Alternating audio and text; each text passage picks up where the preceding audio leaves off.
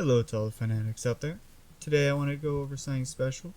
Well, I got a new series going on that will be A.B.C Decks for $50.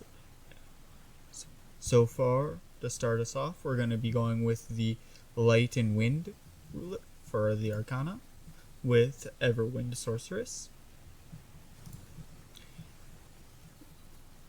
As you can see, this is a deck list that will be using 4 rulers and the theme here is elves.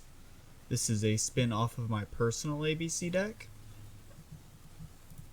So to highlight a few cards here, with Witch of Tower number 6 with the 1/1 counter interaction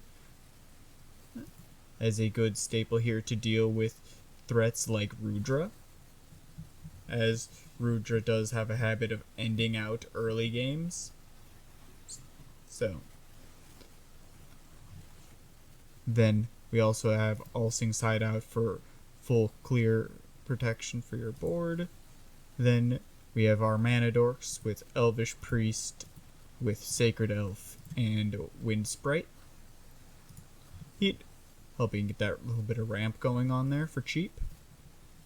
One of the best cards for green in ABC format, Last Days of a Powerless Dragonoid, with its ability to cancel fire chance, as well as remove counters from J/rulers. This is main use for when people convoke their ruler out onto the field. This lets you for 1 green just kill and they have to expel that ruler to easily get rid of good threats. Morgana to help set up your hand. We have good removal with True Blade of Spirits for early on. Good defense with cards like Light of Zeus and Manifestation of Sacred Spirits. Good addition control with Elvish Bowman. With Sacred Tree of the Parameter of the Dead, that lets us cancel chance that could otherwise be used to stop us, or we can recover a J-Ruler for things like when we have Führer flipped. We can use this to recover him, to possibly go for 2 winning crystals on 1 turn to help get us close to that closeout. We got cards like Ambush, and stuff like Ambush can really help to get Spirit of the Storms out from our hand, or Gretel for some ramp. Or one of my favorite tricks is to do the googly-eyed chameleon from the hand, and then at beginning of the next turn or whenever I need to, I can tap it to sacrifice chameleon to bring out Melfi, to then get that 2 will back to immediately cast something else to respond. We also have cards like Christie, who can give other Elves Barrier, which can really help with cards like Führer or Fiefsing when we're trying to go for those winning crystals, and also to protect them. We have cards like Imel. Since we cannot use her red effect or her black effect without utilizing other cards like Melfi or Melfi, who can produce other will for us. So those are less reliable, but we can still use her for good life gain. Cards here like Fiefsing, the Elvish Oracle, are very good for turns when you want to win the game or when you first flip with Führer. I know a lot of people with Führer, might want to go for Commander of the Crowd or Oberon.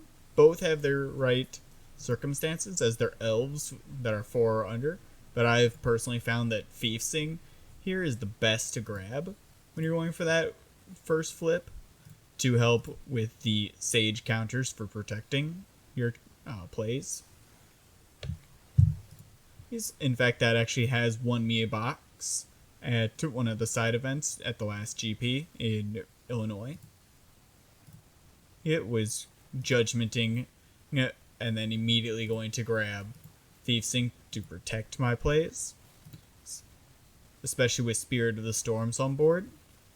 This deck doesn't really utilize the ability to pull him in for his enter from deck, but with his normal enter replacing himself, being a 10-10 flyer with barrier in ABC format, where is actually very handy.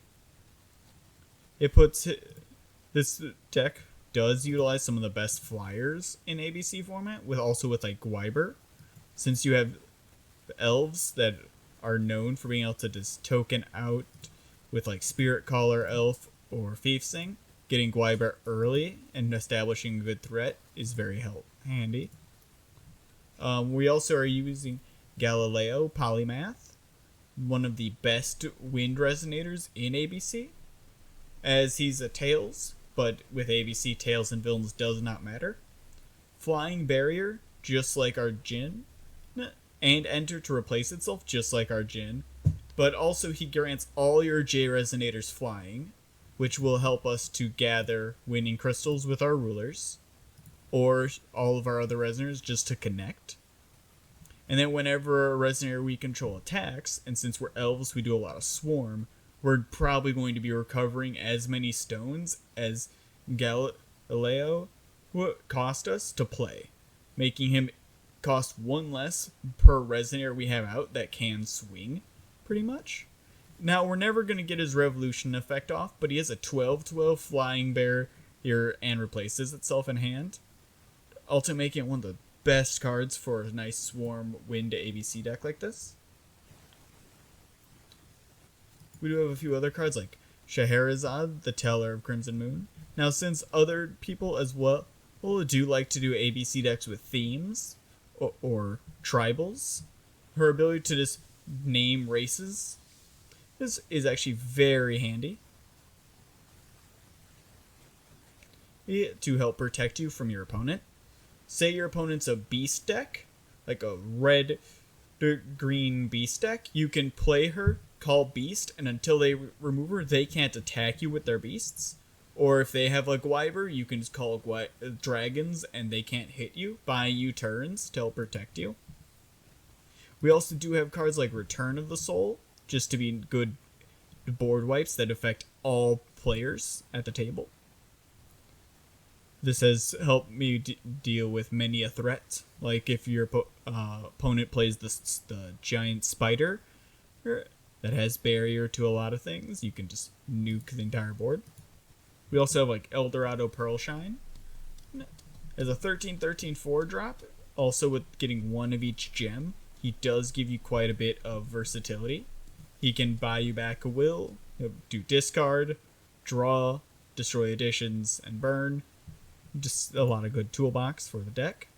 Now when you combo that with like Googly-Eyed Chameleon, things can start getting very interesting with your higher cost resonators.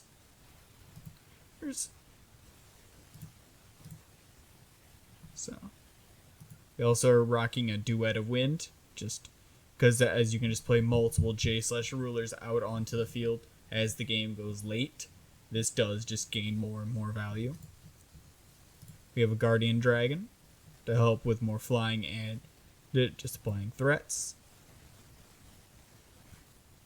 Other protection cards like the Eternal Tower, just since they affect everyone currently playing at the table and everyone's required to have 21 drops, it can really stagnate the game state, thus letting us get ahead, since a lot of our stuff likes to play around and putting elves into field or grabbing them otherwise. We also have a Guide of the Heaven to help us search for some of our elves, just to help us get around everything. We have good protection from burn spells here with Refart the Wind Castle. We have some bounce abilities here with like Thief Sing. And since this is a challenge to keep the deck list at $50 and under, I couldn't go too heavy on good stones. So most of everything we're doing is running basics and one spirit stone. We also have one Witch of the Pointy Hat, which later game can help be our pseudo Lorite, as well as just help protect us.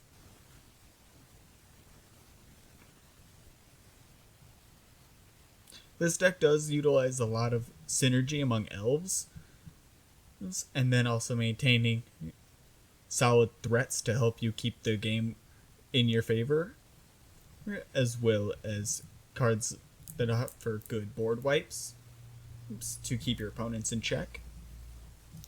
We really push the envelope of what everything light and wind can be doing in ABC for the budget point we're sitting at.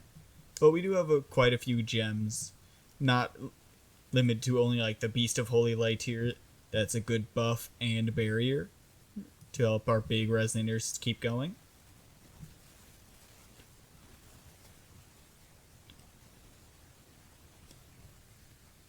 Well, all in all, I think that's gonna be where we wrap up for the explanation on this deck list. Next, we'll show off the prices for this deck list to verify that this whole deck is able to be bought for just under $50. And we'll go into more about what the rest of this series will entail. Okay, so in order to go over the prices for the deck, as you can see here, I have everything into my cart on TCG Player for $46, just under that $50 mark. There are a few differences here, as this was a earlier build. We did remove Christie, the Wind Tracker, because that was like $3, in order to replace that with Reflect and Reflame, because she is like 50 cents. So we made a few small changes like that just to help get the cost even further down. I think we ended out at like $44 for the entire deck.